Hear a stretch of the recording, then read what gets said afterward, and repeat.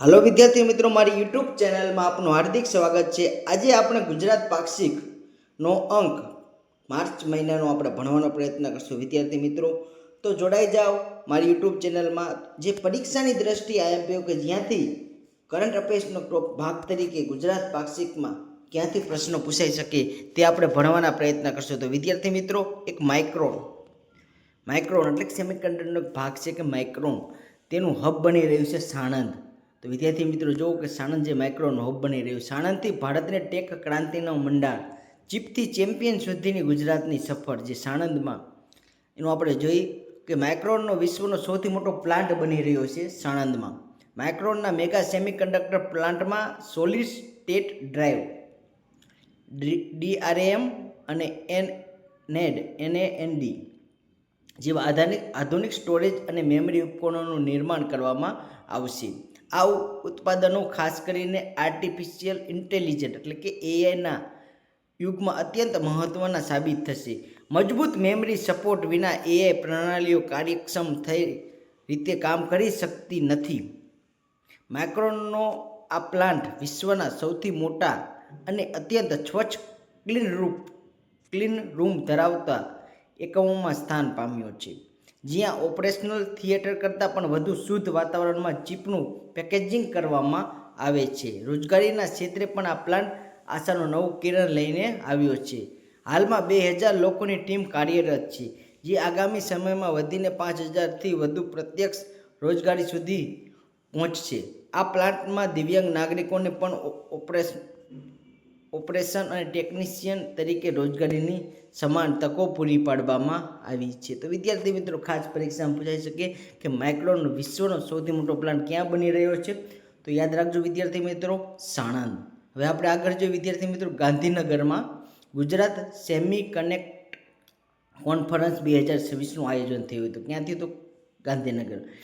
કારણ કે વિકસિત ભારત 2047ના આત્મનિર્ભર ભારતનો સંકલ્પ સાકાર કરવા માટેનું ગાંધીનગરના મહાત્મા મંદિર ખાતે મુખ્યમંત્રી શ્રી ભૂપેન્દ્રભાઈ પટેલની અધ્યક્ષતામાં ગુજરાત સેમી કનેક્ટ કોન્ફરન્સ 2026નો ભવ્ય પ્રારંભ થયો હતો। વિદ્યાર્થી મિત્રો યાદ રાખજો, કોની અધ્યક્ષતામાં? ભૂપેન્દ્રભાઈ પટેલની।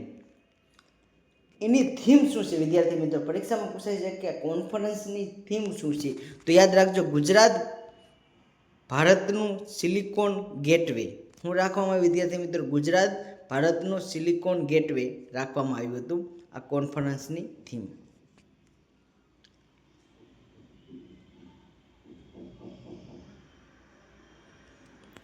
વડાપ્રધાન શ્રી નરેન્દ્રભાઈના હસ્તે સાણંદમાં માઇક્રોન પ્લાન્ટની શરૂઆત દેશ માટે ટેકનોલોજીકલ યુગનો રિવોલ્યુશનનો શંખવાદ થયો હતો। બીજું, ધોલેરામાં SIR હવે એક બ્લુ પ્રિન્ટ નથી રહ્યું, પણ ભારતનું સેમિકોન સિટી બનવા જઈ રહ્યું છે ધોલેરા SIR તરીકે। એનું ફૂલ ફોર્મ વિદ્યાર્થી મિત્રો તમારે કોમેન્ટ બોક્સમાં જણાવવાનું SIRનું। સાણંદમાં ભવિષ્યની જરૂરિયાતો મજબૂત quality infrastructure, plug and play facility તથા લોજિસ્ટિક વ્યવસ્થાને આધુનિક બનાવી છે। વિદ્યાર્થી મિત્રો, STI ની નીતિનું બનાવવામાં આવી કે 2026થી 2031નો પ્લાન છે નીતિનો। તો ખાસ પૂછાઈ શકે પરીક્ષામાં, STI એટલે કે સાયન્સ, ટેકનોલોજી એન્ડ ઇનોવેશનનું 2026થી 2031 નીતિનું એક અનાવરણ કરવામાં આવ્યું છે। તો ગુજરાત સેમી કનેક્ટ કોન્ફરન્સ 2026 દરમિયાન મુખ્યમંત્રી શ્રી ભૂપેન્દ્રભાઈ પટેલે ગુજરાત રાજ્યની સાયન્સ, ટેકનોલોજી અને ઇનોવેશન નીતિ 2026-31 જાહેર કરી હતી। પરીક્ષામાં અહીંથી જ વિદ્યાર્થી મિત્રો પૂછાય કે સાયન્સ, ટેકનોલોજી અને ઇનોવેશન નીતિ કેટલા વર્ષનો ટાઈમ છે? 2026થી 2031 સુધીનો। વિદ્યાર્થી મિત્રો, કે ટેકનોલોજીને આગળ વધારતું રાજ્ય બને, રાજ્યના સર્વાંગી વિકાસ સારો થાય, સ્પર્ધાત્મક અને સમાજની પ્રગતિ થાય, વિજ્ઞાન ટેકનોલોજી મજબૂત બનાવવાના નીતિનું મુખ્ય લક્ષ્ય હતું વિદ્યાર્થી મિત્રો। કારણ કે વિકસિત ગુજરાતથી વિકસિત ભારત @ 2047ના વિઝનને સાકાર કરવાનો હતો। આ નીતિનો ખાસ ભાગ છે કે ₹1000 કરોડનું સ્વદેશી અનુસંધાન ફંડ. આ ફંડ દ્વારા કૃત્રિમ બુદ્ધિમત્તા, સેમિકન્ડક્ટર જેવી એક પહેલ ઓલી કરવાનું. હવે ગુજરાત ઔદ્યોગિક વિકાસ અને ટેકનોલોજીના ક્ષેત્રે દેશમાં અગ્રેસર છે. સર્વોચ્ચ ન્યાયાલયના મુખ્ય ન્યાયમૂર્તિ શ્રી જસ્ટિસ સૂર્યકાંત, યાદ રાખજો કે સર્વોચ્ચ ન્યાયાલયના અત્યારે ચીફ જસ્ટિસ કોણ છે? સૂર્યકાંત. અને મુખ્યમંત્રી શ્રી ભૂપેન્દ્રભાઈ પટેલની ઉપસ્થિતિમાં ગુજરાત હાઈકોર્ટ આર્બિટ્રેશનલ સેન્ટરના નવા અત્યાધુનિક ભવનનો શિલાન્યાસ થયો હતો તથા સેન્ટરના લોગોનું પણ અનાવરણ કરવામાં આવ્યું હતું.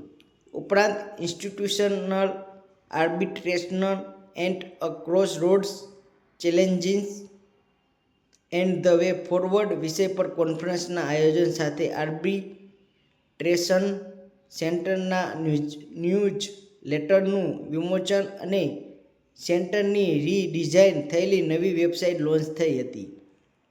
ગુજરાત હાઈકોર્ટ આર્બિટ્રેશન સેન્ટર અને ગુજરાત રાજ્યના કાયદાકીય સેવાનું સત્તામંડળના સંયુક્ત ઉપક્રમે તથા ગુજરાત હાઈકોર્ટના માર્ગદર્શન હેઠળ આ કાર્યક્રમનું આયોજન થયું હતું. વિદ્યાર્થી મિત્રો યાદ રાખજો. હવે બીજું જોઈએ વિદ્યાર્થી મિત્રો, કચ્છી ખારેકને જીઆઈ ટેગ મળતા ખેડૂતોની સમૃદ્ધિ દ્વારા ખોલ્યા. તો કચ્છી ખારેકને જીઆઈ ટેગ આપવામાં આવ્યો હોય. જીઆઈનું ફૂલ ફોર્મ જિયોગ્રાફિકલ ઇન્ડિકેશન. વિદ્યાર્થી મિત્રો યાદ રાખજો. 4મી સદીની પૂર્વથી કચ્છની ધરતીમાં આ ખારેક થાય છે. એમાં ખાસ કરીને મુન્દ્રાને વિસ્તારમાં પણ કચ્છને ખારેખારી થાય છે. બરાબર. મુન્દ્રા સ્થિત ખારેક સંશોધન કેન્દ્ર આવેલું. વિદ્યાર્થી મિત્રો યાદ રાખજો કે ખારેક સંશોધન કેન્દ્ર ક્યાં આવેલું? તો મુન્દ્રા. યાદ રાખજો. વર્ષ 2024માં ખારેકને જીઆઈ ટેગ આપવામાં આવ્યો હતો, જે પરીક્ષાની દ્રષ્ટિએ આઈએમપી છે. હવે આપણે આગળ જોઈએ કે ગુજરાત પાક્ષિકમાં ક્વિઝ આપેલી છે, એ ભણવાનો પ્રયત્ન કરી. વિદ્યાર્થી મિત્રો, નીચેનામાંથી કયા જિલ્લામાં ગુજરાતનું સેમી કનેક્ટ કોન્ફરન્સ 2026નું આયોજન થયું હતું? તો વિદ્યાર્થી મિત્રો યાદ રાખજો, Gandhinagar. Gujarat semi connect conference 2026માં કઈ નીતિ, એસટીઆઈ નીતિ 2026-2023 જાહેર કરાઈ હતી? ઇનોવેશન.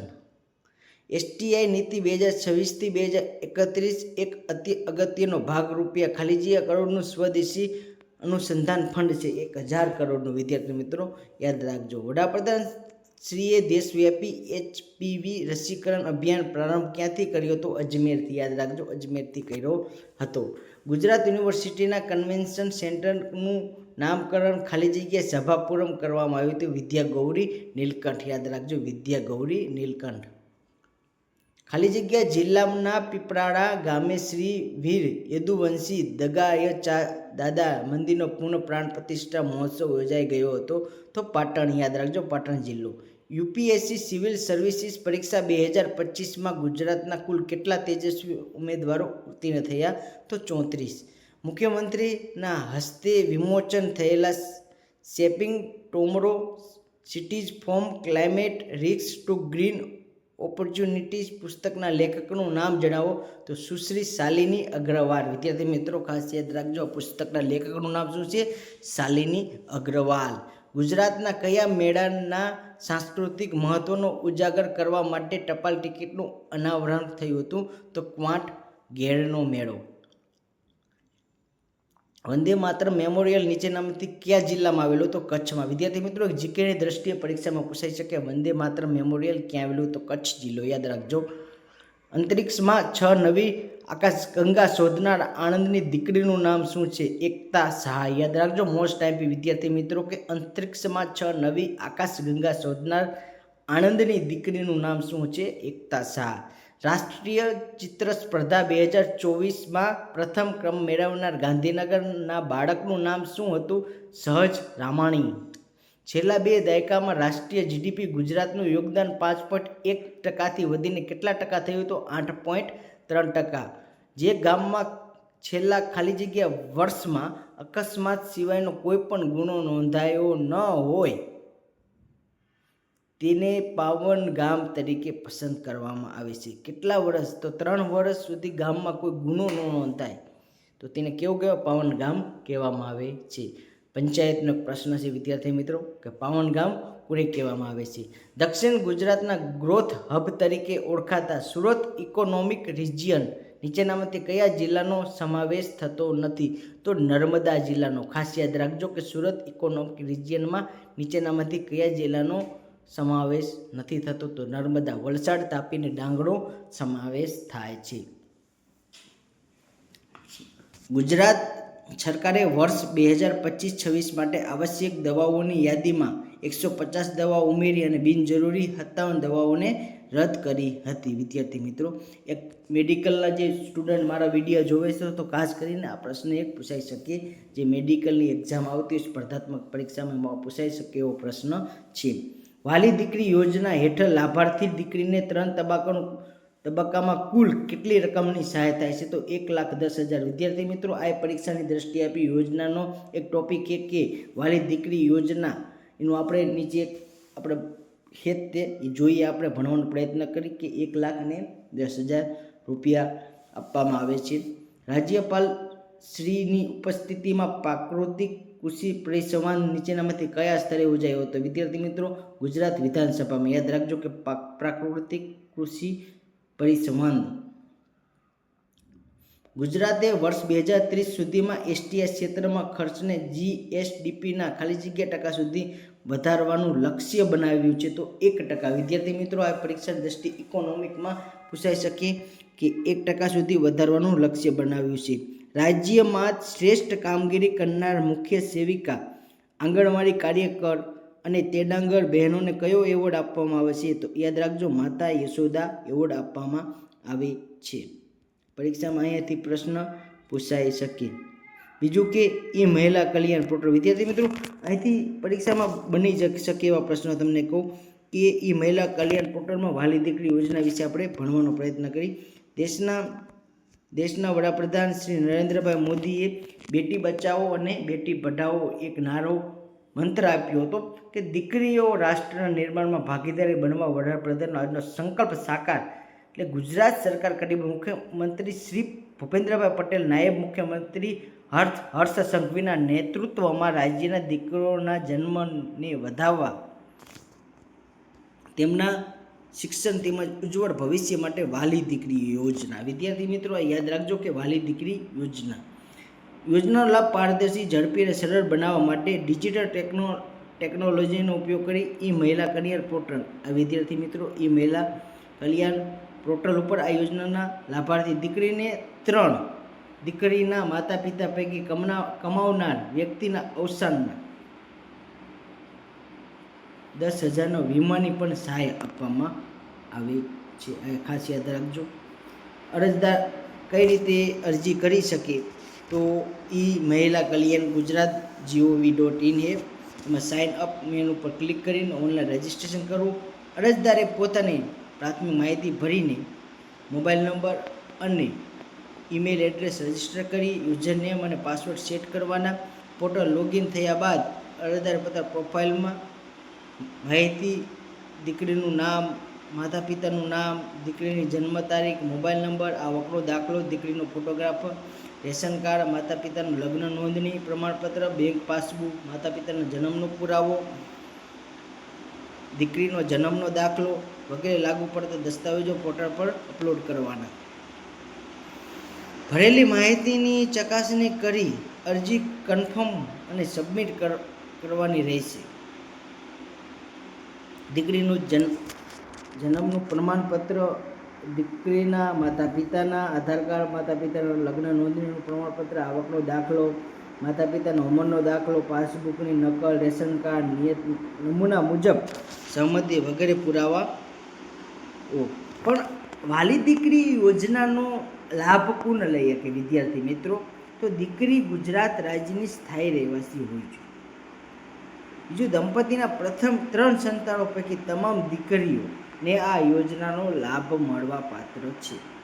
લાભાર્થી દંપતી વાર્ષિક આવક 2 લાખથી ઓછી હોવી જોઈએ. ખાસ યાદ રાખજો, વાર્ષિક આવક કેટલી હોવી જોઈએ? 2 લાખથી ઓછી હોવી જોઈએ. તેમજ દીકરીના જન્મથી 1 વર્ષના સમયગાળામાં યોજનામાં અરજી કરવાની રહેશે. દીકરીના જન્મથી 1 વર્ષના સમયગાળામાં યોજનામાં અરજી કરવાની રહેશે. પોર્ટલની વિશેષતા એ આ પોર્ટલમાં માધ્યમથી અરજદાર પોતે ઓનલાઈન અરજી કરી તેનું રિયલ ટાઈમ ટ્રેકિંગ કરી શકે છે. અરજદાર કોઈપણ કચેરીમાં રૂબરૂ મુલાકાત વિના જ અરજી કરવાની શરૂઆતથી મંજૂરી હુકમ મેળવવા સુધી તમામ પ્રક્રિયા ઘરે બેઠા ઓનલાઈન થઈ શકે છે. વિદ્યાર્થી મિત્રો, આપણા વાલી દીકરી યોજના વિશે આપણે ભણ્યા, જે પરીક્ષાની દ્રષ્ટિએ એ ખૂબ આઈએમપી છે. બરોબર, એમાં કુલ કેટલા 1,10,000ની સહાય આપવામાં આવે છે. વિદ્યાર્થી મિત્રો, આપણે આ જે ગુજરાત પાક્ષિકનો અંક આપણે ભણ્યા, જેમાં પરીક્ષાની દ્રષ્ટિએ ખૂબ આઈએમપી હોય તે માર્ચ મહિનાનો આપણે ભણવાનો પ્રયત્ન કર્યો. વિદ્યાર્થી મિત્રો, ખાસ કરીને મારો વિડીયો તમને કેવો લાગ્યો, ગમે તો લાઈક અને સબસ્ક્રાઈબ કરજો વિદ્યાર્થી મિત્રો, અને ચેનલને બહાદુર કોમેન્ટમાં સજેશન આપજો વિદ્યાર્થી મિત્રો. બરોબર, અને મારી ટેલિગ્રામમાં ચેનલમાં જોડાઈ જજો. એમાં ખાસ કરીને આજે મેં બનાવ્યા ટોપિક એને PDF એમાં મૂકી દઈશ વિદ્યાર્થી મિત્રો. મળીએ નેક્સ્ટ લેક્ચરમાં. જય હિન્દ, જય ભારત.